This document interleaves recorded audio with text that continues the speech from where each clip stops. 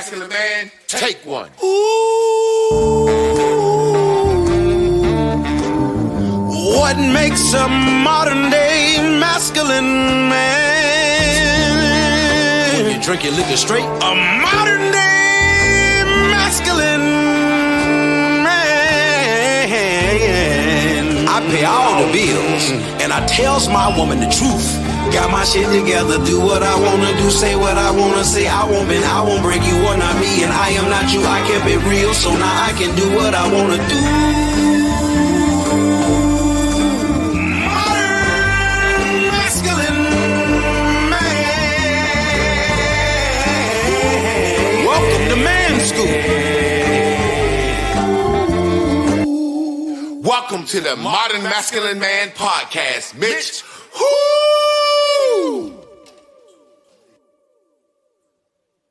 What up, family? We already know what time it is. We're going to do the little live test real quick. Do we got good audio? Do we got good sound? I need to know that before we keep going.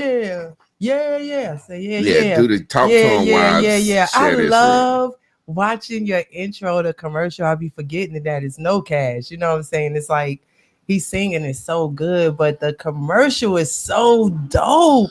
Yeah, what makes a masculine man? What makes a masculine man? The modern day masculine man, Lord. What up, family? Can we get a yeah? If y'all can hear the sound, can we get a yeah?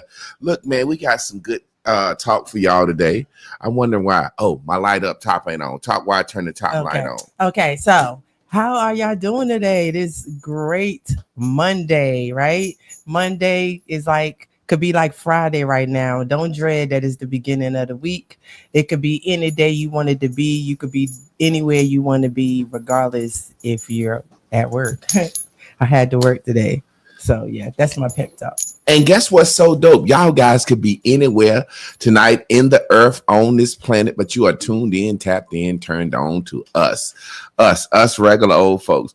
We got a good show for y'all tonight. I believe it's a conversation I want to have that and it's not just about women, it's about men too. It's about blacks and our lack of accountability. Do we got sound, y'all? Can y'all hear us?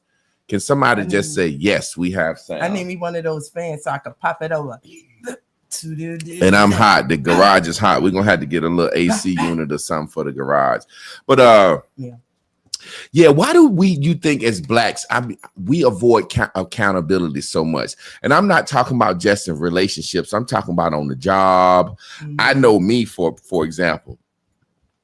I'm gonna be late until you say something to me. No, I'm serious. I'm going to be late until you say something to me. If you don't say something to me, I'm going to keep being late. Let me check this thing out. Ain't nobody said whether we got any action on the sound yet. I'm assuming we must have action on the sound because ain't nobody said I can't hear. So I'm assuming if we have, nobody said I can't hear, we got action on the sound. But yeah, on my job, I'm going to be late until somebody say something to me. And then when somebody say something to me, I'm going to take it in a grain of salt, but then I'm going to be mad at myself. I'm going to be mad at them, not myself. It's just something about accountability in black people. Just like, say, for example, we got some we call CP time. Yeah. Like it's a saying. It's known that black people will not be accountable to your time. It's like, almost like when I was catering, I didn't used to, oh, look at that hair. Good Lord. Yeah. When I was catering, I didn't used to like to cater black weddings. And I'm so particular about my food, right? And I want my food to get done at a certain time. I want to set it up at a certain time. So I would be like, what time is the reception? They'll see like around 7 o'clock.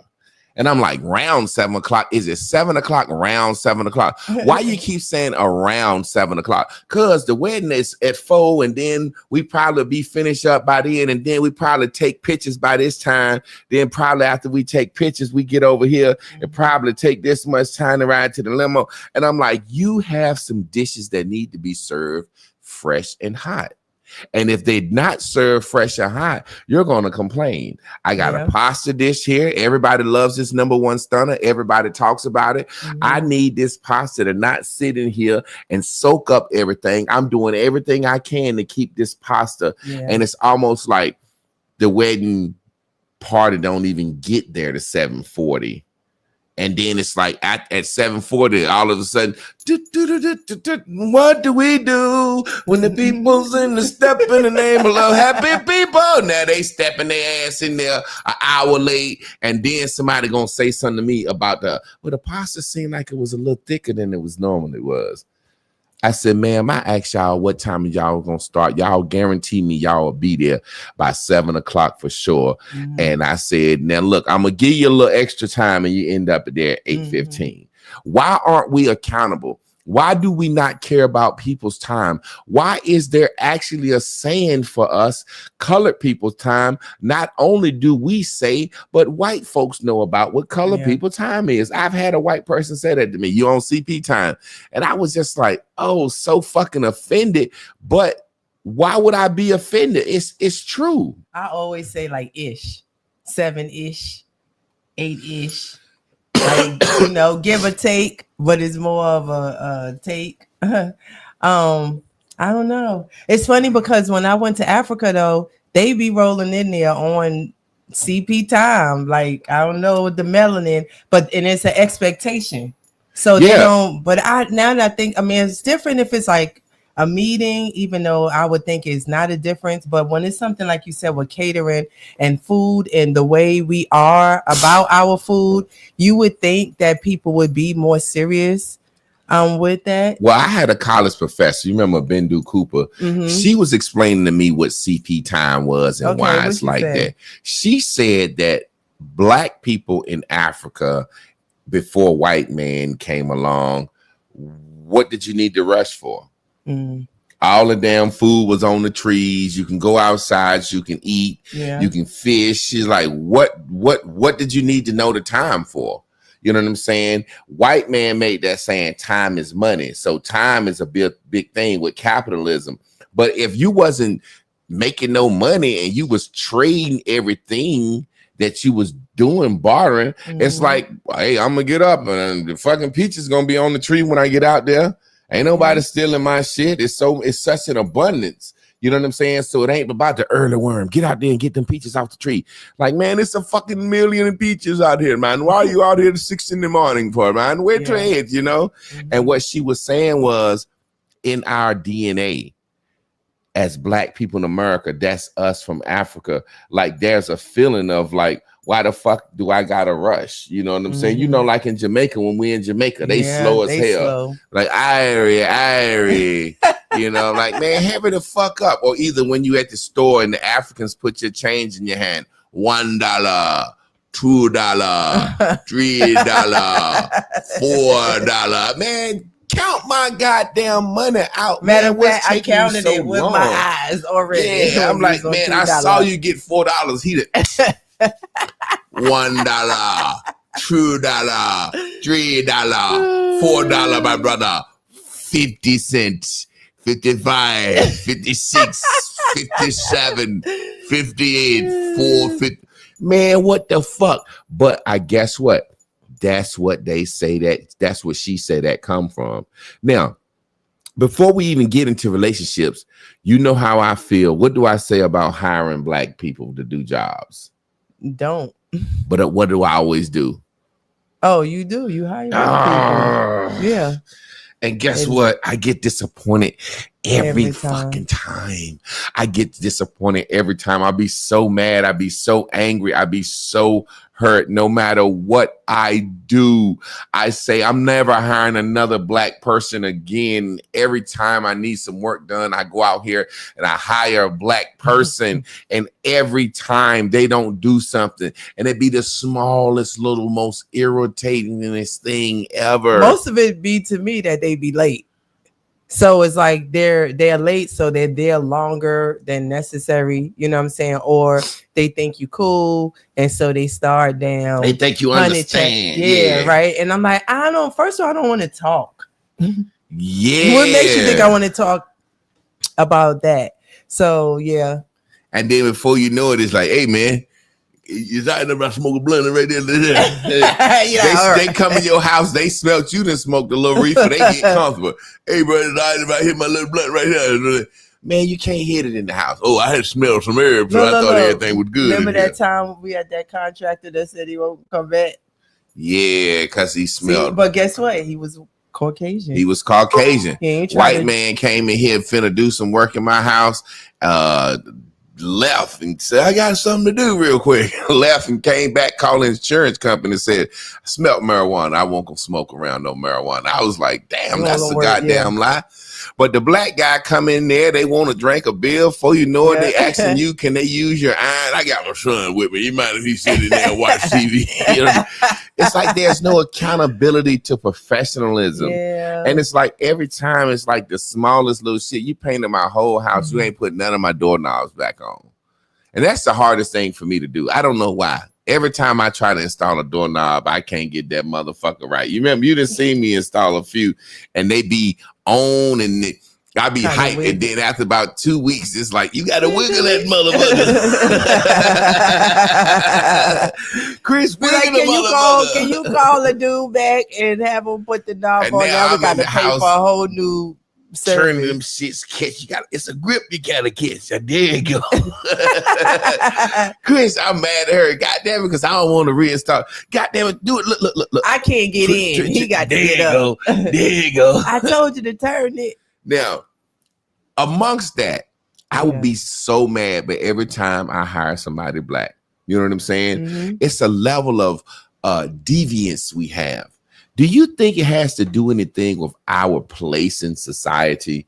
Like if we last place, could we be that kid at school that would do shit and throw something just to make the teacher look and the teacher know it's us because we always doing shit and we's the one that start crying and say, it won't me, you always blaming me.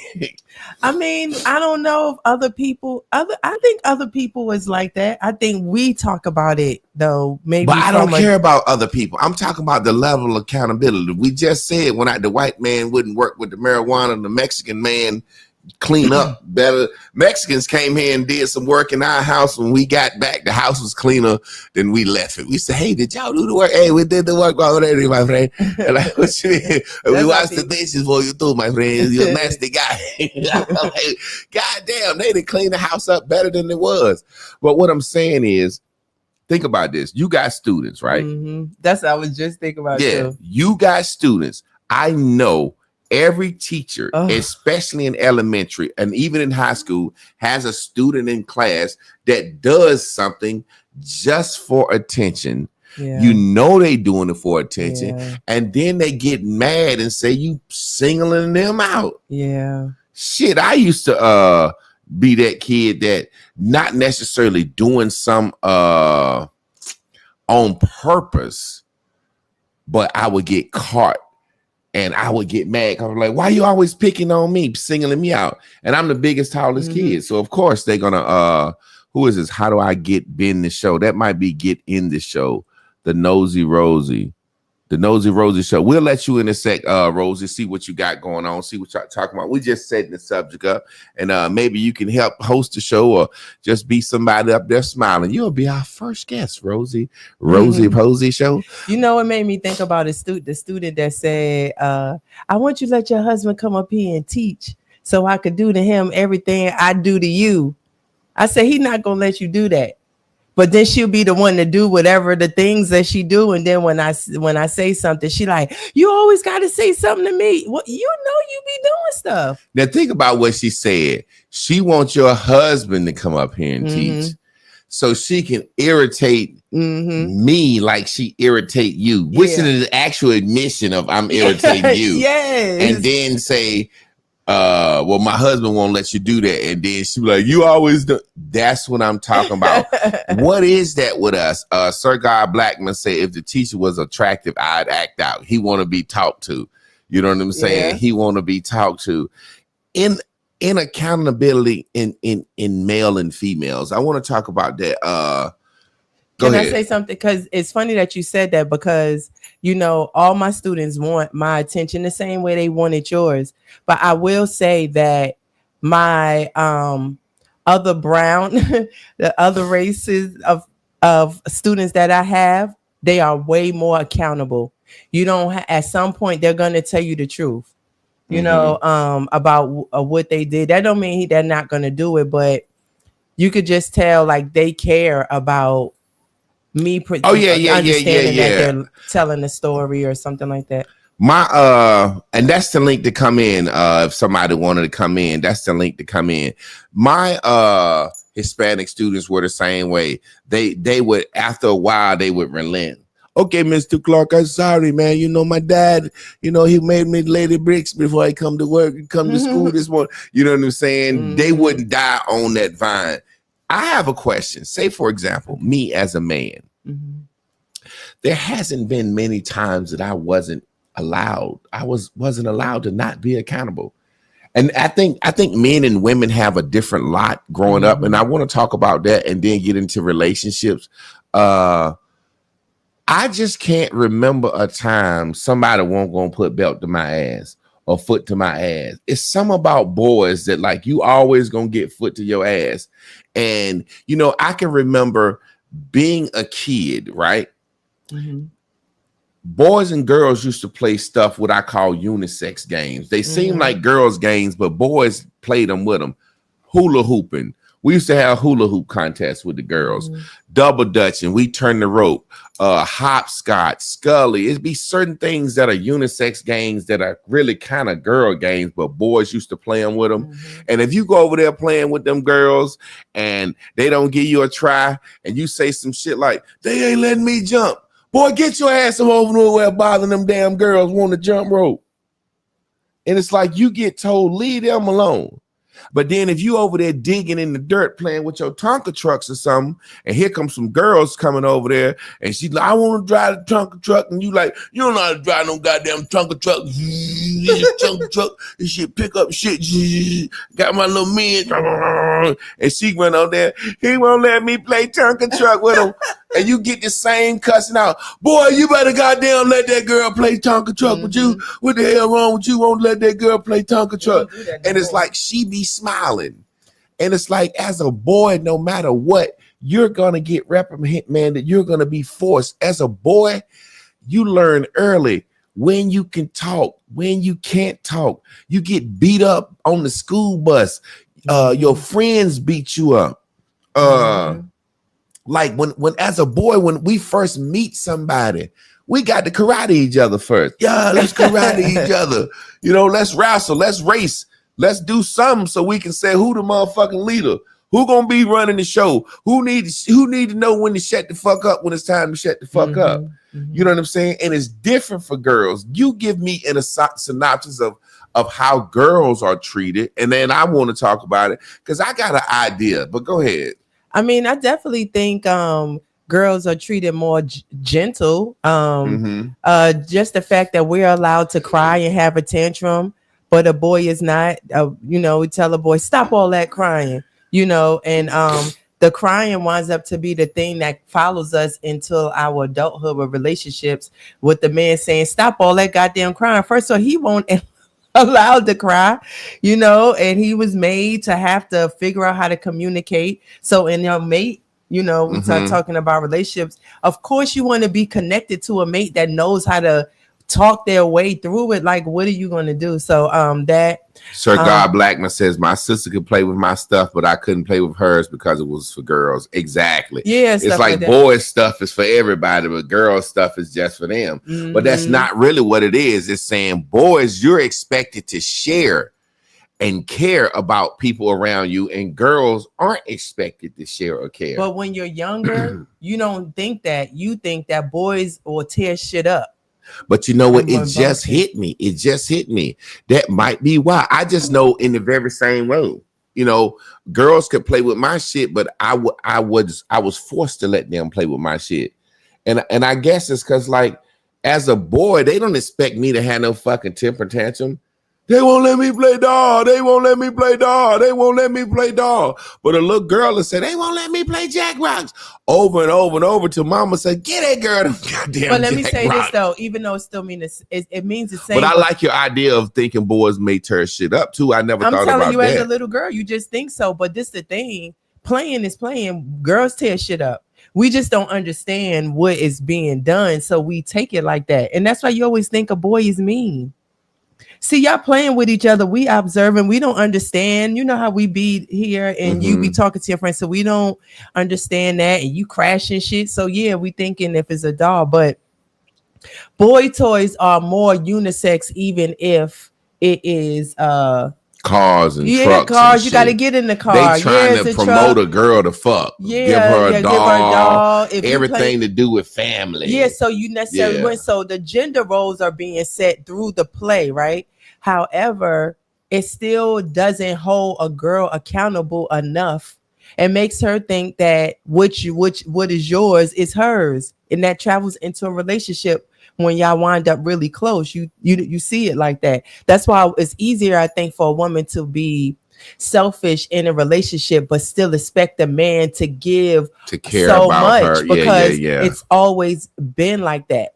You know, I did something with my daughter. You saw me, and you probably can remember when I did this. I never thought, you know, it was the first time I ever did it, and I realized it was something she did, and I didn't pop her, but I fussed her something. She started crying. As soon as she started crying, I said, "Daddy, sorry."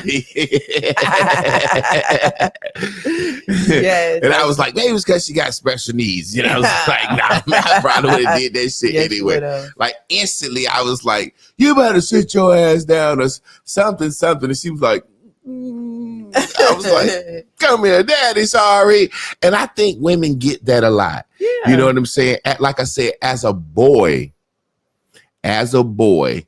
you get told, "Go to your damn room," and then ain't nothing you can do to get out. I've seen little girls, my goddaughter, or any little girl get told to go to her room, and she come out 2 minutes later. Look, I drew us. Remember that time I did that? We had an argument. I dare go. What is the bathroom, right? Yeah. I done decorated and stuff. I was just waiting. He told me, "I don't want to see this shit." I was like, "Damn, little kid boy, right here." Listen, when I tell you it take time, we at such a great place. You know, the longer you be together, you know each other, and you get to the point where sometimes it just ain't even worth going through it. But it's just like quick story. I forgot what we had an argument about or a discussion about. And I left for some, or I was in the studio. I came back. She had redecorated the whole bathroom. She didn't spend the whole day, went out to Walmart buying shit. I come home. She talking about, I had a note. I had made a note. Wrote me a little note and shit. I'm like, and stuff. I'm looking at this shit. She talking about, "It's your favorite color, blue." I'm like, "So you read?" I said, "I don't, Chris.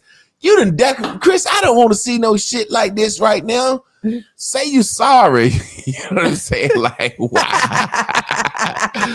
Man, I tell you, boy, a little girl, instead of saying she's sorry, she redecorated our whole bathroom, talking about it's navy blue and ocean blue, like you like your favorite color. I'm like, are you really fucking kidding me? Like, are you really fucking kidding me? It's like, I know there's been times that as a male, you're going to get your ass kicked. You're going to get punched in the mouth. You're going to get your ass whooped. If you go out here and sell dope as a man, your ass going to jail. You're going to get fucked up, or you're going to get going to hell. Yeah. You could be a dope boy's girlfriend. You get the money and all the trips. The nigga get locked up. You get all the money that's left. He talking about sending for bail. You be like, "Larry came and picked it up. Your number be changed." Oh, the police got it. And she had a dope boy's baby. Yeah. Get all the money, get everything. Yeah, he go to jail, and then she can say, "I'm a single mother left. I need some help." And go downtown and get all the help she need. Yep. And get you another man. Yeah. A man can what am I trying to say? A man could be in a situation where he can't afford to take care of his kids. What they say? You better lock his black ass up. Yeah. Lock his black ass up. Yeah. Like, why a woman can be in a situation, and this is just a society thing. Yeah. A woman can give her baby away. "I don't want this damn baby. I changed my mind. Put it in the box at the fire department." They literally got a box at the fire department. What's the time of the podcast? 9 p.m. Eastern Standard Time. So they literally got a baby box. at the fire department. That you could just wow. You can pull the shit down and put the baby in. If anybody seen that. So a woman can give her baby away. No accountability. You ain't even got to say who it is. A woman, did you know you can get an abortion under 16? Mm-mm. Yeah, well, without wait, your under parents. 16. Let Yeah, me see. yeah. It was in North Carolina under 16 without your parents. So it's kind of like, hold on now. Where's the accountability for that? You can get an abortion, somebody go in your body under 16, but they won't let you damn ride a different school bus unless you get a damn letter, parent signature. Hey, I want to get off That's at Keisha's true. house. Yo, you got a note? But you know, you got a can't note? even they don't even let you go in the exam room with your kids. Like your kids go opt out. Mhm. Yeah. They want to be asked because they gonna ask you, is you fucking? Yeah. You know what I'm saying? Is that why women think men are dumb? Hey, I forgot where we was at when you asked that question. It might have been when you were saying breaking shit. I don't know. Yeah, I mean that's how we see them as like dumb, not jocks because everybody in the jock, but just like unintelligent. And it's the thing. That's because we're judging y'all play. We're not judging y'all rationally, maneuvering like playing chess in life. Because I done fixed some dolls before. My little sisters come to me, my doll broke. And I look at that motherfucker, and I'm smart as hell as a little boy. You know how I got the little thing sticking out in the little hole? You look at that shit as a little boy, you be like, this looks like it goes right here. Twist that bitch back in. First, you're going to put them legs on wrong. That bitch going to be like, and then you learn, you take them off and you refix it. You know what I'm saying? It's just a situation where men are held accountable. You can't get around it as a man. Somebody going to say, hey, man, watch your fucking mouth. Yeah. You know what I'm saying? Women can, I see, well, I don't watch podcasts. I mean, reality TV shows, but in my mind, women just throw drinks on each other. Nothing ever happens. Yeah, that's I'm going to throw a drink on you, and I'm going to throw a drink on you. Let's go over here and hash it out. I'm going to throw a drink on her, and I threw a drink. Men, that's a fight. That's a fight. Instantly. Yeah. Someone is going to pay the motherfucking cost. Yeah. When two men have a disagreement, it's always a low-level threat of violence. That's why men have to establish who's dominant, and it may not be fast or sports or fighting. It may be financial. It may be what am I trying to say? It may be somebody more intelligent than the other one, and everybody did defer to them. For some reason, when I first got to college, I was younger than everybody, but for some reason, everybody deferred to my intelligence. I wonder why. My homeboys, they would always be like, ask him this. Hey, ask Grub. You know what I'm saying? I'd be like, why these older niggas think, they always defer to me. But they saw book sense as, you know what I'm saying? But then my homeboy Josh, the handyman that dude, we always kind of looked at him like we used to call him Daddy Josh or Uncle Josh. Not Daddy Josh, but like Uncle Josh.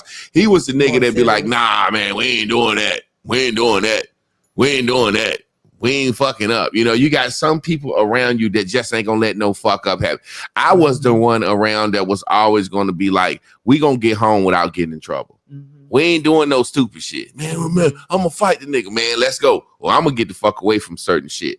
That was always me. I was not gonna let us get in no trouble. So as men, we assess each other, and that's really accountability. It's taking account of yourself. Accountability. It's like you can put 100 men on an island, and within 2 hours, those men are going to take account of themselves. Meaning, if you're on an island, we don't care if you got a law degree. Well, I'm a lawyer, and I know. Hey, man, can you do what the fuck does the lawyer degree help us on this goddamn island? They take an account for themselves.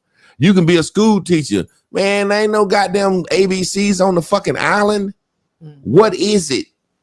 So if we all on the island, by the time men been in 2 hours, we didn't figure out, okay, that's the motherfucking fisherman guy. That's the motherfucking cracker hunter nigga. He know how to make fire and all that shit. He could be a dumb motherfucker, barely can read. You know, I can't read, but I can start fire. I start fire.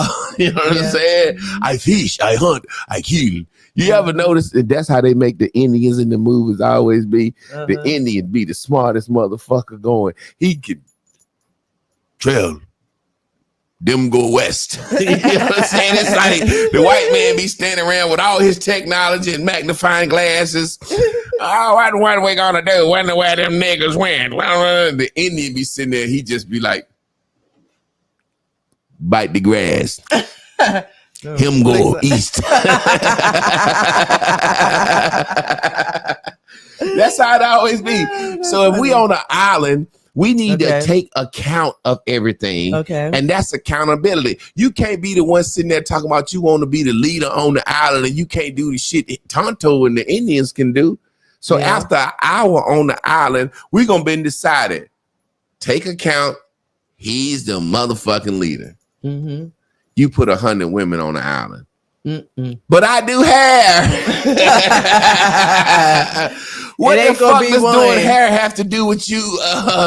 It's 98 of y'all bitches do hair on the island. Yeah. Like what? I'm just They're joking. not gonna let it roll up. But something I thought about was hold on, let me finish my joke because this is a funny joke. I think it's funny. Okay, keep going. Yeah, I think let me start back over. You can put 100 women on the island and the bitch be like, but I do hair.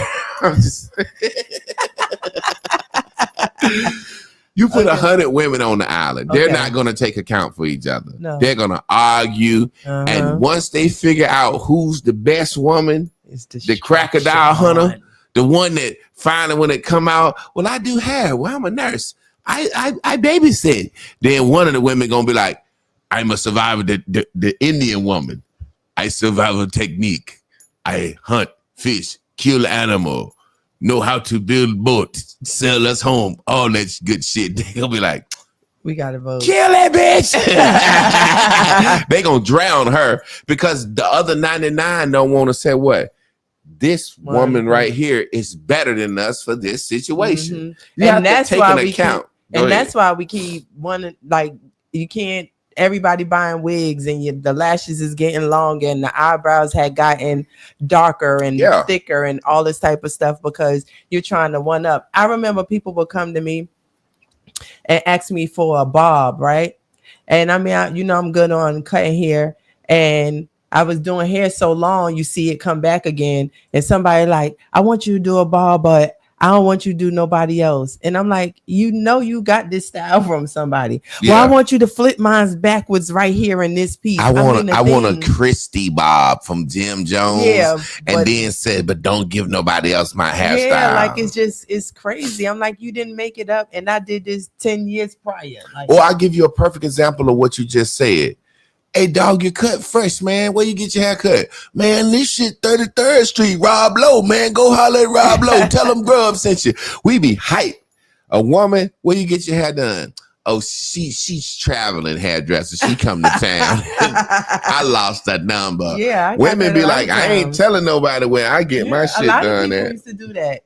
When I was out. They'll tell me why you move your shoulder like that, like you was the shit. Like I ain't want nobody to tell. I wanted people to know, but I was good enough that the word still traveled. But I've had people say, they don't want to tell nobody. Don't do my friend. Don't Keisha. Do my friend hair Keisha like this. Call you. Don't do her hair like this. Or one person friend like investigate and find out that you the person that do their hair, and they like I asked her and she said. It was something you had said right before you said that I was thought funny. What did you say before you said that? I don't know. I don't know. Let's go back to the comments. Let's see. My guy Richard T. Montgomery II. He sounds like he a bad motherfucker. When you got a T and a second on the back of your name, God, I feel like when you got a middle name T, you automatically something. I just described you as authority. Yeah. Goddamn Fred T. Taylor or Fred T. Think, anything with a T, and then he got the second on it, not a junior. He got to stand up for something. My homeboy, he was a second. Well, his daddy named him a junior, and he ain't like his daddy, so we call him Junior. He get mad. I'm a second, and then his daddy be like, "You a goddamn junior, Junior." He hate that shit. He hate to be called a junior. But Richard T. Montgomery II says men need male influences to understand conflict resolution. We definitely do. We definitely do need male influences. And the thing about it is, males actually address the conflict. Mm-hmm. I say this all the time. Women say that they're emotional. Women are not emotional. They are not. Women use as an emotions as an excuse to stop the fucking conversation. Let me say that again. Yeah. Women are not emotional. Women use emotions to freeze a conversations. Mm-hmm. That's what we're talking about. Accountability is being able to do that. We've always been able to do that since your childhood. Yeah. But let me make my point. Okay, so, say for example, you remember in our marriage, there were times I would come to you about something, and you would say, "I'm emotional," and I say, "You're not emotional. You're using that emotion to stop the conversation." Mm-hmm. So I could come to you and say, "Let's talk about the math problem you got wrong. You said 2 + 2 is 5. You were wrong."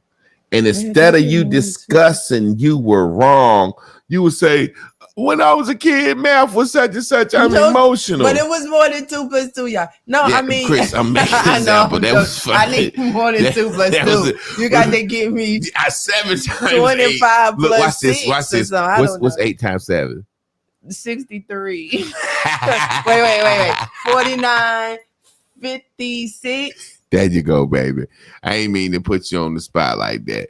But it would be a situation where women will use emotions to stop the conversation. I'm going to get mad. And I want you to fight me and hit me. Beat me if you need to. Let's just stop talking about 2 + 2. It's a temper tantrum.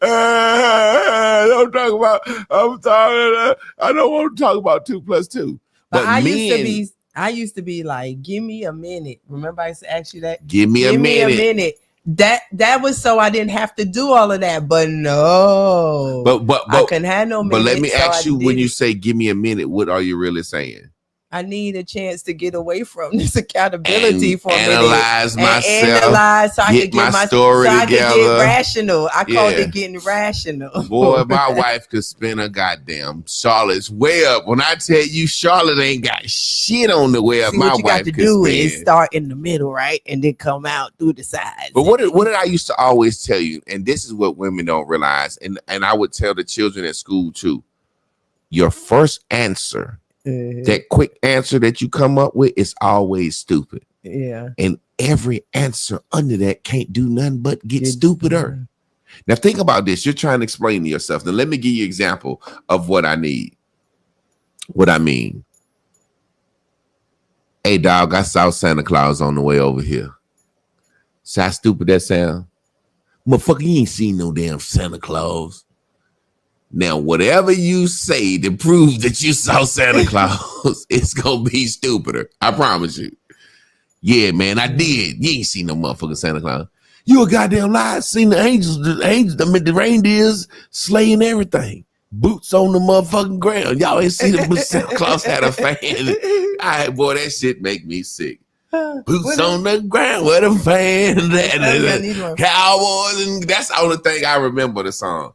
I just love the way he said, "Cowboys and girls." Yeah, but I think maybe I was saying, did I get it out? But when I was saying, do you think that mothers, did I say that about mothers and daughters? Ahead. So, you know how we get to have these tantrums without accountability. We think everything belongs to us, and we'll be allowed to be that until about middle school. Mm-hmm. And then that's when the mother and daughter dynamics get worse, because now the selfishness that you've let this little girl grow to have is so big that it's violating your everything in the house. Yep, got everybody emotional, right? On this roller coaster with them. Do you think that that's probably why that happens? I definitely think like it's the first time it happens in a girl's life. So why we act like it don't? I think I juxtapose it to a man. Say, for example, I've always been under some strict supervision. Mm-hmm. I was in my mama's house. Then I went to college. I was under the supervision of my coaches. Mm-hmm. Then after you graduate college, you get a job. You're under supervision of your job. So I'm always answering to somebody. I always got to answer to someone. Mm-hmm. I think other than once a woman don't have to answer to her mother anymore, she feel like it's over. She's always going to know how to smile and deal on the job. So, and especially once she becomes a mother, Mm-hmm. I feel like there's a certain level of shit. I'm somebody's mama. You can't tell me Tell me shit. I'm responsible for somebody. You can't tell me shit. So it's always a situation where I have always had to answer to somebody where I would actually lose something, lose a scholarship, lose a job. You know what I'm saying? Yeah, I think that has a lot to do with it. You know what I'm saying?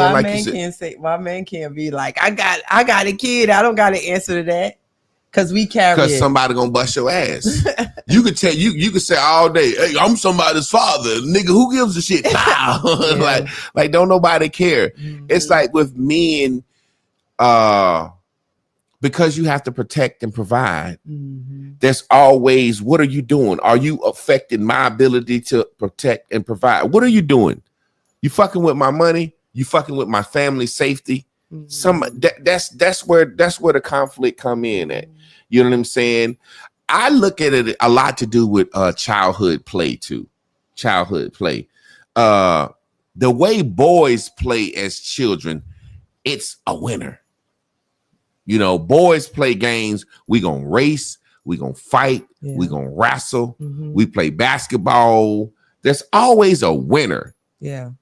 So where the way boys play, you get used to losing, used to realizing I lost because it's my fault. I need to get better. I need to work harder. You can't blame it on her turning the rope. Mm-hmm. See, girls play different type of game. I'm gonna get into that. She fucked up on the rope. You know what I'm saying? So it's like with boys, by the time boys are playing, after you lose, you be mad or you be sad, you want to fight, but there's always a result to it. Yeah. So there's a level of accountability to working hard. Mm-hmm. Whereas girls play games that are, what's the word I'm got a looking lot of for? gray area in Well, collaborative. There's no winner in Okay. baking cakes. Yeah. We don't And actually dressing eat the dolls. dirt Yeah. cakes. My dirt cake, mud cake's better than yours. Dressing, the things that girls play, there's no winner. Mm-hmm. So say, for example, by the time boys are playing and a conflict of interest happen, Uh-huh.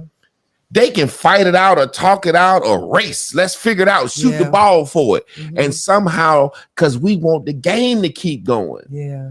Whereas girls playing doll or playing tea set or baking mud cakes, there's no winner. Yeah. So the second you have a conflict, I'm going to take my motherfucking doll and go home. I'm going to take my tea set and go home. Yeah. There's no need for us to keep playing because there's no final result in the game. Yeah. That's how I look at it a lot. It's like, so as a girl, you don't get to learn to deal with conflict as much as a little girl because it's almost like, number one, you're encouraged to be a lady, not to fight. Mm-hmm. They don't mind you tattletelling. Yeah. And like I said, there's no full winner to the game. So there's no reason to sit here and say, well, you didn't like me and I ain't like you. Yeah. But since we playing dolls, let's talk it out because we need to get the dolls up the hill. So it's like, shit, I'm gone, you gone, bitch. I'll see you tomorrow. Yeah. Yeah. You know what I'm saying? That's so true. That's so true. That's so true. Dr. Richard said the Black community doesn't lack accountability; it lacks infrastructure. I can deal with that. I can see that we lack infrastructure. You know what I'm saying? But when I say accountability, I'm saying you could take it down to the smallest level. Like I said, for some reason, I'm gonna test the motherfucking clock at work. Yeah. I don't know why. agree. I'm going to test the clock at work. When I said test the clock at work, the first few days I'm going to be on time. Once I kind of feel the vibe, it's like, oh, yeah. I know I can be late. I know I can be here at this time. You know what I'm saying? Sometime I think, do we have like this, and I hate to say slave mentality, but when you look at your ascribed place in society, and if you look like you down, there's a thing to want to go against the establishment. We love Scarface. The motherfucking guy that went against the grain. He didn't work no 9 to 5, man. He ain't do it the regular way. He used criminality to make it. It's like we cheer on the criminal. You know what I'm saying? Even in our music and in our TV, you know what I'm saying? All the money 50 Cent got, all his shows is about this damn hanging y'all fucking with me, boy. That's that OCD in me, boy. I'm rubbing this motherfucker. I'm like, damn, I got to bite that bitch on camera. Like, yeah, but say for example, there's a certain level of criminality that we like. You know what I'm saying? Even in our music, and a lot of times people say we were influenced by different people. But my grandma used to have these records. Even back to, she had these records on like a spindle, like they were, what's the word, cylinders, silica or whatever. Long story short, you put them on and spin the thing up, and they would spin. Oh, my baby got the clap sitting right on ass. She was on baking on, shaking her ass. She got a big willy, and we all gonna party tonight. And I used to be like, and I used to be listening at this shit as a child, and I could always go back. You know, my sister got all this stuff, you know, and I used to be, the older I got, and I would hear people say, yeah, man, the Jew man made the rap music and the rap music and the Jews and Eazy-E and Ruthless Records. And I was like, no. My grandma got records about vile shit before we was even on the radio, before the white man ever got involved. Oh, big long stomach and big long dick. They take him on the bed. And I mean, they would say the most southern countryest, nastiest shit. A big leg woman, a big leg woman. It's like shit like that. Like that. I like big clits. I'm just playing that. You got the There's Another Me song. But look, yeah, but you can go on YouTube and type in early 1900s, late 1800s black music, and I was like, God damn, we were singing some bad shit. I was thinking about, so something has had to change, because if not, it wouldn't be a big deal if that boys can hit girls now.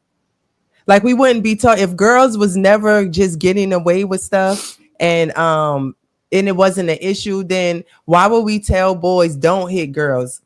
That you can hit girls now. You get what I'm saying? You got people that say that. Well, you know, this is new parenting. For the most part, American society still feel like a man hitting a woman, your ass. Donald Trump just passed a law. That's a first degree felony for beating up a woman. So, but I get what you're saying. I know the younger kids are taught, but she hits you, hit her ass back. You know what I'm saying? And I was saying that before, the person that said about the it doesn't lack accountability, it lacks in the infrastructure. And I was like, we're talking about accountability, and the accountability conversation has changed, because now a boy is starting not to have to be as the younger generation as accountable. You see it in schools, like a boy you hit a girl, right? But also too, we also got more bitch like boys.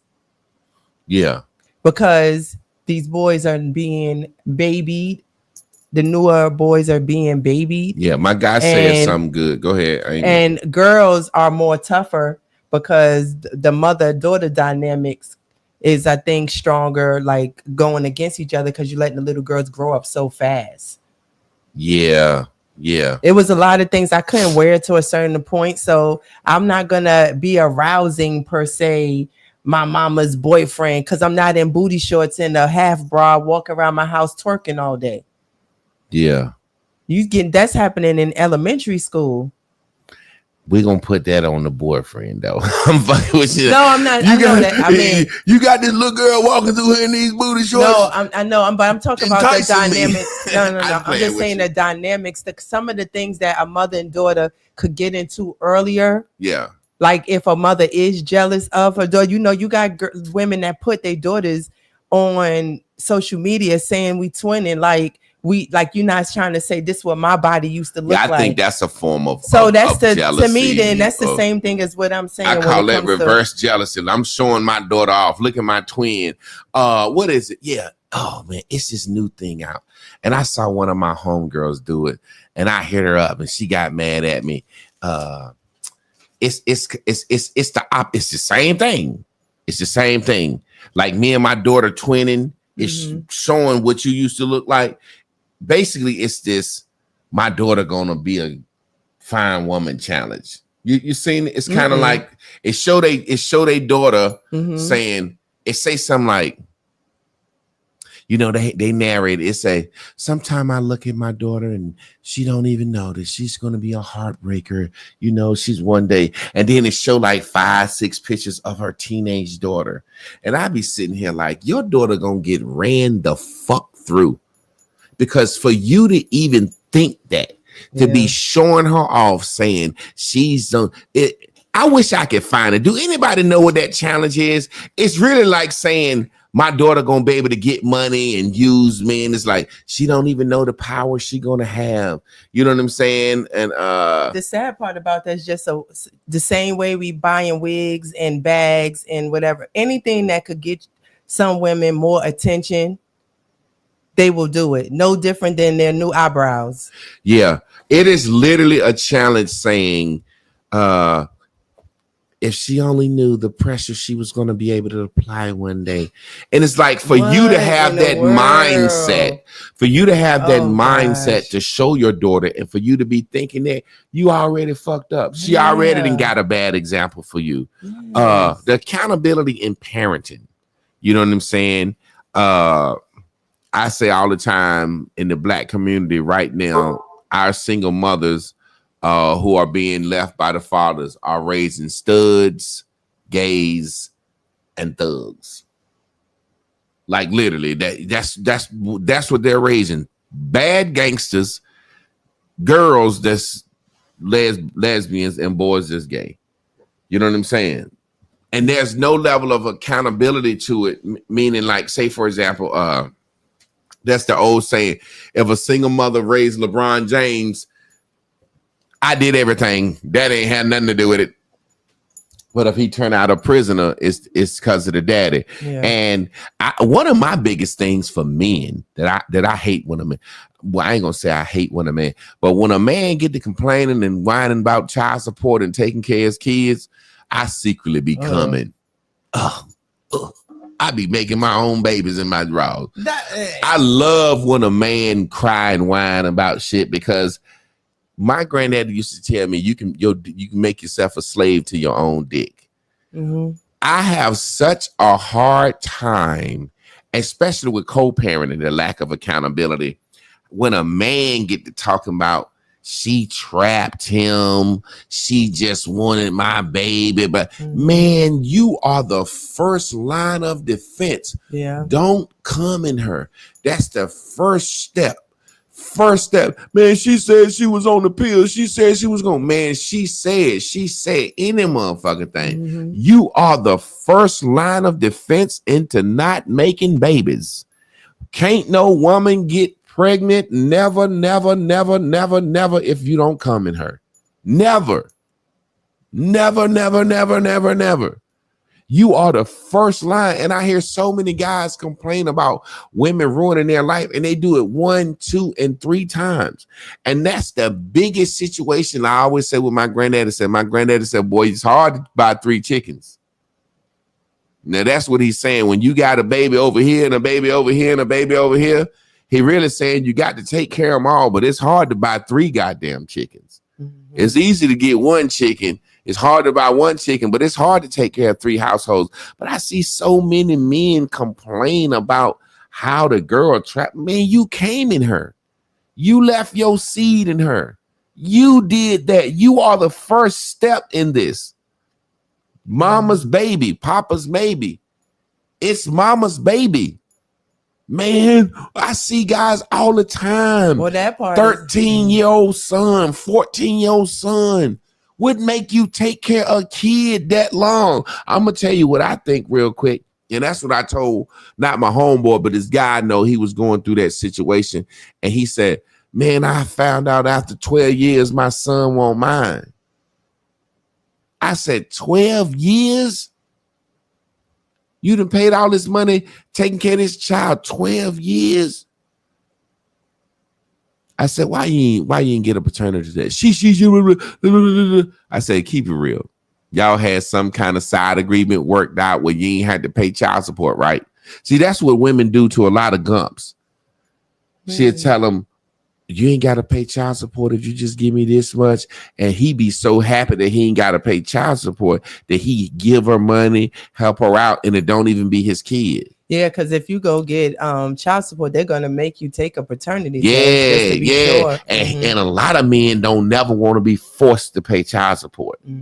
So if they were sleeping with the woman and the baby's skin looked similar, they'll accept that this can be my kid and I'll help you take care of it, blah, blah. Call me when you need some, but don't put me on child support. I didn't realize I was seeing this thing. It was saying, I'm not sure it is. It was a social media meme, so I can't trust it. But it was saying child support take 1/3 your income for every child. So if you make $1,000 and you got one child, they take $333. The kid might not get it all. But if you make $1,000 and you got 2 kids. I don't know. I wonder, anybody out there know? That seemed like a lot. God. Well, I mean, at least like a little extra for each kid. I could see that. But a third for each kid, a third off of what? You get what I'm saying? Like a third of your income. I know, like off the top, and then a third, then after they get like I said, I can't even get into that. It was a meme. So if y'all know, but the point I'm making is it's a lot of situations where men are trapped and stuck in situations that they want to blame the woman for. And like, you did not have to do that. And it's a lot of situations where I feel like if kids, I say this all the time, kids need to know their birth story. Parents need to be accountable to their children. So their child can know the situation they're coming up in. Not your mama is a slut bitch or your daddy a ain't shit nigga. Me and your mama or me and your daddy, we didn't even like each other like that. We was just sleeping around. So that's why it's hard for us to get along. That's why it's hard for us to get along. I have an animosity towards her. She has an animosity towards me. And it's very hard for us to get along. And instead of just goddamn dogging the other one out. Yeah. You know what I'm saying? Just be accountable for the situation. That's one thing about me. I was talking to my homegirl the other day, and she was like, well, you act like you don't never get sad or depressed. You just happy about everything. Blah, blah, blah, blah, blah, blah, blah. Yeah. I said, I am. She said, well, how you happy about it? I said, because I don't. First of all, I was telling her, because I ain't got some church motherfuckers looking over my back that I'm trying to lie for, and I ain't feeling like I'm a hypocrite. You see what I'm saying? Well, I'm accountable to my family, my wife, and myself. I'm not thinking about everybody else. The funny thing is, people out here be worried about people that don't even have to be accountable to. Yeah. Think about this. People kill themselves, be depressed, and make all types of decisions. My fans. Yo, motherfucker, you don't have to be accountable to your fans. Yeah. You just thinking of what they're going to say about you. But at the end of the day, your career, I'm like, I would think if I was a celebrity and some shit went down, I could be like, well, hey, I didn't have a good run. Like Meek Mills was, I didn't fuck Diddy didn't fuck me. I'm like, Meek, before you do all that, hey, Meek, just, hey, I had a good run. I'm about to retire. I had a good run. I ain't finna tell people I ain't get fucked in the ass. Because this is what I believe. If you have to tell the world or explain that you didn't get fucked we believing with everything in us you got fucked. The guy that said he didn't fuck me, we said he fucked you, or he fucked you. Yeah, like if we say that, we're gonna be like, oh, okay. Yeah, it's a certain situation when she was saying like, why can't I be happy? I'd be like, because the decisions I make are what I really want to do. And there is no right or wrong for me. It's not like I'm a motherfucking psychic that I can predict what's going to happen from a decision I make. I just know when I make a decision, I'm making that decision out of what I think is the best for me. And if something don't go the way I planned, I ain't going to cry. Shit, I made the decision. I went left. Shit ain't go like I was hoping. So I went left. I take my licks. That's what old folks used to say. Take your licks. Take your licks. You know what I'm saying? That's what they used to tell us as a little boy. Take your motherfucking licks. And it's back to what we were saying. That's what y'all always taught. For the most part, take your licks. Take your licks. And it's been okay for us to dodge, like little girl running through the house. I mean, kids run through the house too, but it's just, what's the word? Dodge, like get around the problem, and that's rather it is crying, throwing yourself out on the floor, rather it's drawing a nice picture or baking a cake. Like there have been so many instances as a kid that you're allowed to get around it. So it's learned behavior. And so like, say for example, you know how you talk about your 7th grade self? Yeah. Well, if your 7th grade self is who it is, the characteristics that you build along the way, when that is not addressed, it's like I ain't even know for a while how to respond. Yeah. If I wasn't doing that, it didn't feel like nothing. Like, you know what I'm saying? So if it ain't feel like nothing, is it worth talking about? Yeah, I just look at it where my entire life I've seen situations of people not wanting to take their lick and blame any and everybody for the situation. Get it up off of me. I've seen men brag, or not brag, but talk about their street life and their prison term, glorify it. And then one day you said, man, what's up with that job? Man, they don't get no felony, no high. Hey, look, man, are you glorifying this shit or are you using it for a crutch? You know what I'm saying? Like I've seen so many brothers when they explain why they ain't doing what they want to do now in life, they can tell you about their 7th grade story, their mother, their father. Listen, we all been through some shit. I guarantee you, everybody has their own dysfunctions. Everybody has their own traumas they went through. But guess what? That has nothing to do with me. You remember I used to tell you that growing up in our relationship, and I used to be like, I ain't got nothing to do with you, with your father's relationship. Like, we'll work it out. I'm gonna be here for you, but I didn't do that. I did not do anything. Yeah, like when you're carrying the baggage from what one person did, and then you are treating the other person bad based on, or some, just funny acting, prejudging the other person based on what you experienced with somebody else. If I raise my voice, you know what I'm saying? And me and my wife, we don't argue a lot, but when we do raise our voice, you know what I'm saying? I've never cursed at her, like call her a bitch, motherfucker, but I curse, you know what I'm saying? And if I say something, if we would get to arguing, I'd be like, man, this some motherfucking bullshit. Oh, she going why to you gotta say it like why real, you know what I'm saying? Cause of what she's heard about her father and her mother. And I'm like, I ain't mad like trying to beat you up. I'm saying this some bullshit, you fucking with me. Or I said, man, that's some stupid shit you talking. Why you call me stupid? Or you know what I'm saying? I'm like, I'm not calling you stupid specifically, but that's me, because one thing, I grew up in a house around a lot of domestic violence. You know what I'm saying? And I always had this idea, if you ain't hitting somebody, you ain't hurting somebody. But then Justice said, man, that's some stupid ass shit you talking. The older I got in our relationship, I'm like, okay. Just because I ain't hitting you, I'm yelling or being mad. You know what I'm saying? Like, I get it. Now, But do I think I'm a verbal abuser? No, but when you goddamn just talking loud, some people got bad nerves. You know what I'm saying? Yeah, I had bad nerves. Now, but like, it's funny though, because it's about how you view what's happening. Because I am the person with friends that people be like, why you gotta loud talk me, you know, being from New York and stuff.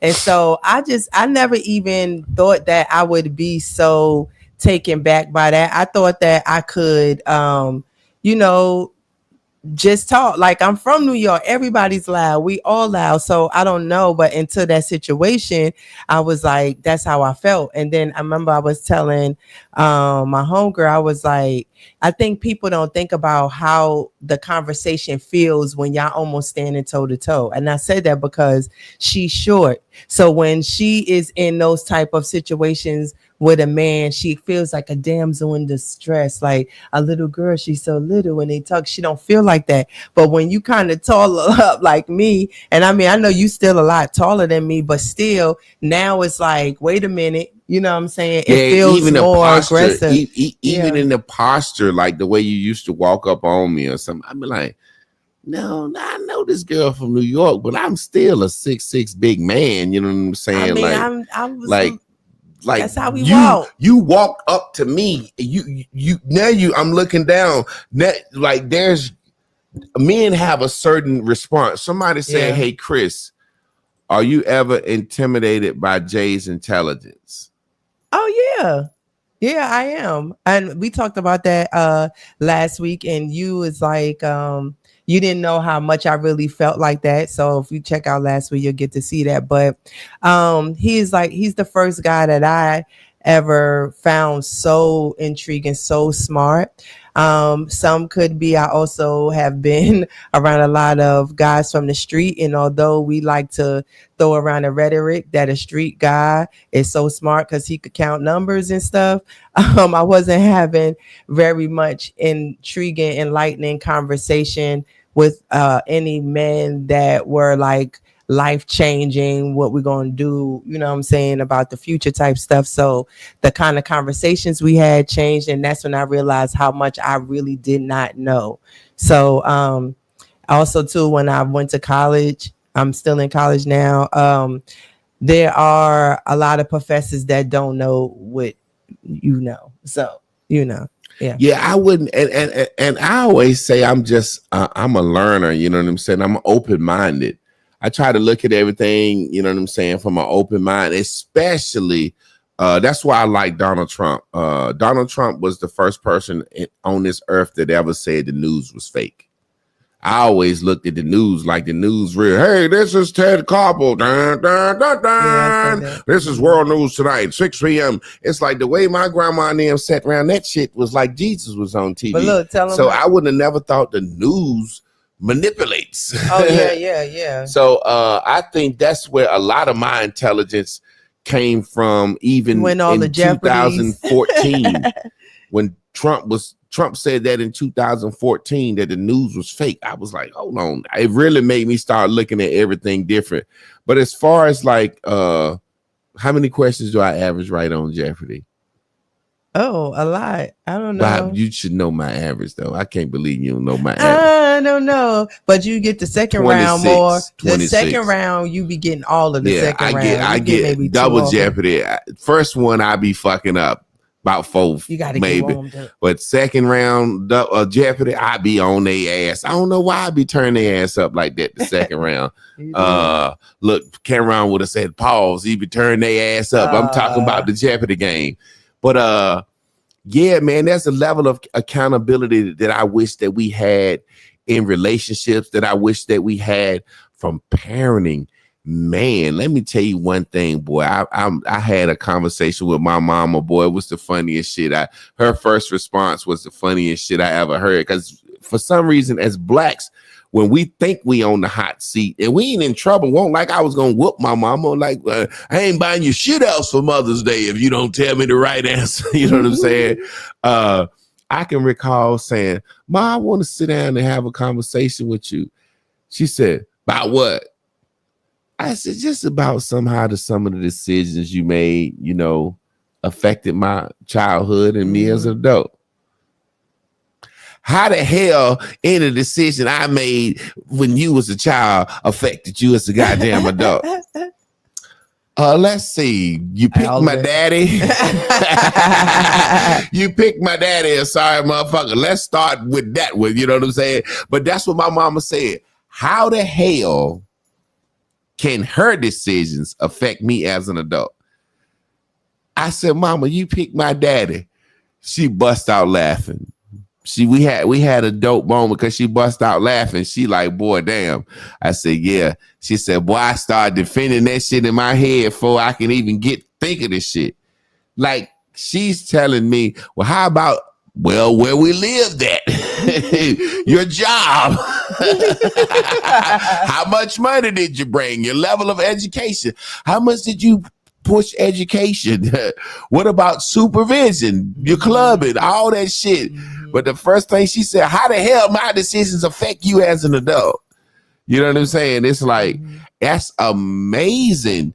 It's like so many situations where even me as a parent, you know what I'm saying? Situations where I have disciplined or jumped the gun and didn't want to apologize to the kids or pick that shit up. You left that. I'm like, oh, okay. Goddamn, pick it up anyway. Instead of saying my bad. I never forget a situation. Quick story. We was on this field trip. I think we was going to Pullen Park in Raleigh, and all of us had on red Northside Elementary School t-shirts. And Wendell Hargrove, me and him was about the same size. We was always rivals, jumping around, kicking each other's ass and shit. And his mama was so damn fine, and he thought my mama was fine. So we always kind of be in each other's mama's face. Mm-hmm. You know what I'm saying? So Wendell mama had told him, sit your ass down a couple of times. And I ran over there with my little red shirt on. We about the same height. He had a little Bill Bellamy cut like me. I'm just playing. I keep looking at myself instead of looking up there. I ain't gonna never get a fresh lineup before I get on here no more because I keep looking at myself. Gay Peacock coming out. But she had told him to sit his ass down a couple of times. So I called myself, want to run up there in her face. And boy, she hauled off and slapped the fuck out of me. Bow. Didn't I tell you sit your black ass down somewhere, boy? And boy, I didn't even cry. Slap. I said, and I looked at my mama. You saw it. That bitch slapped me, Mom. You finna fuck her up, ain't you? That's how I looked at my mama. My mama said, don't worry about it. He needed. I probably was going to have to slap his ass for the day over with any damn way. Boy, I went off in the corner and I ducked in the corner. Boy, that was one of the saddest days in my life. I cried so hard because my mama let this motherfucking woman slap me and ain't do nothing. Ain't said, if she'd have said, oh, I understand. You thought that was your son or something. She said, don't worry about it. I was going to have to slap his ass before the day was over anyway. I said, boy, that shit right there fucked me up. And as a parent, maybe she should have set me down and said she's sorry for the lady smacking me. The lady was trying to tell me she was sorry, and mama was telling her, don't be goddamn sorry. You know what I'm saying? So I think we need to be accountable more as parents for the decisions we make. And I think that we need to make sure that we hold our young girls, our daughters, more accountable so that it won't be so hard for them as they grow older. I mean, yeah, I think that's why women are not friends like that too. Like, this is just, it's hard to have friendships when none of us are being accountable to how we feeling, what we done said about each other, if we jealous of each other or not. You know what I'm saying? It's just, we're not held accountable. It feels really big to have to do that now while you're older, after you've been thinking you don't have to listen to nobody no more because you left your parents' house, right? You think that everything that your man has belongs to you because you've always been made to share. So when somebody start telling you how you need to be accountable and don't be crying and don't be upset, that's a big deal to a big baby. Yeah, I literally used to be like, Chris, what is wrong? I know I got homeboys that'll spend more money on their homeboys than they spend on their baby mama or their kids. You know what I'm saying? I'd be like, man, you just threw 1,000. You got 1,000 ones in the strip club and you complaining because your baby mama called you and asked you for some money. You used to fuck that woman. That woman carried your child for 9 months. If you care anything about your motherfucking child, give that woman some money, help that woman out. You in here throwing hundreds of ones at women that you don't even know, walking around with these fake BBLs looking like ants. Yeah. It's so many things that we need to be accountable for. Yeah. We're going to get up out of here. My wife told me something, and I think I'm going to start doing it. My wife said, showcase your music. Every time. Showcase your music. It's like cross promoting. I'm going to play one of my jams before we get out of here. This song is called The Abortion Talk. And it's actually me featuring my wife. And I wrote this song because I really wanted to speak from a perspective of what a man would want to say to a woman if she was going to have an abortion. Like, what would he really say? How would this conversation go if a man could be honest and tell the truth about how he feel? We're going to play this song and then we're going to get a question from the audience. So y'all stay tuned. Let's see what we got. I'm a professional trainer, and here are 4 reasons I wish I... Let's let that little ad get on up out of there real quick. Y'all tell me what y'all think. This is called The Abortion Talk.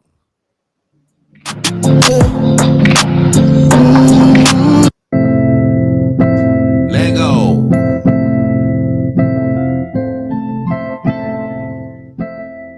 Hey, Trey.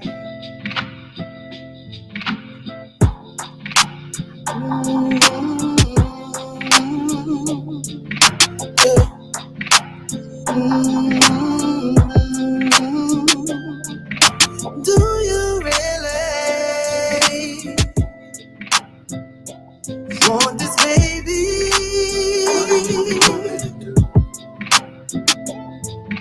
Do you really want this baby? What do you want me to say? Before I start, do you want me to speak to your ears or speak to your heart? Cause I need to know before I say my part. I need a real conversation, not just throwing darts in the dark. Cause the shit that we be saying, they be hitting this mark. And I understand, it's time for me to grow up and be a man. But I'ma keep it real, ain't really had no dad. They really got no plan, ain't even got no past. So when this shit go bad, we be out on our ass. And just to keep it real, I gave you money for pills. And what you go do, you went and did your nails. You asked me if I'm mad, shit, I'm mad as hell. Trying to make me a father, and I'm thinking why I bother. Goddamn, baby, you a hell of a daughter. Karma came back around, you get it from your mama. We even started off wrong, cause you be talking that drama. Cause last week out in the streets, I like to kill your brother. Do you really want this baby?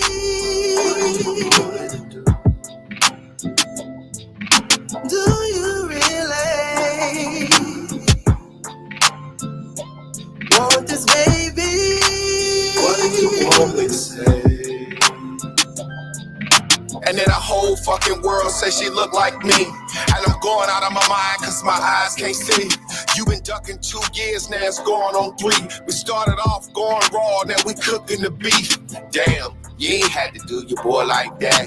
You ain't had to go to court and try to take my check. You ain't had to take my taxes, I ain't get shit back.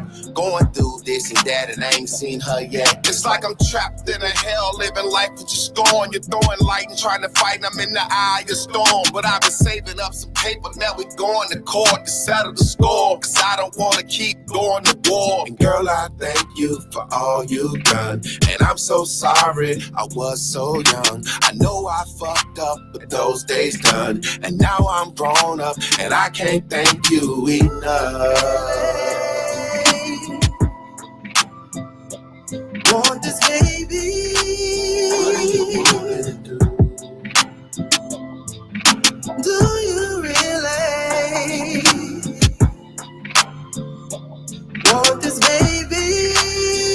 you want to say? You gon' do what you wanna do anyway. Do you really want it? I'm You gon' do asking what you wanna do anyway. Do you really want it? I'm asking you. Yeah. Do you want I just wanted to express my Appreciate y'all. feelings. You know, y'all just be having babies and don't be asking us nothing. I got that off my chest. Thank you for being tuned in, tapped in, and turned on to the podcast. We appreciate y'all. We will see y'all tomorrow, hopefully with my brother Trav. We'll see y'all Wednesday with Miss Carla Nicole. Peace.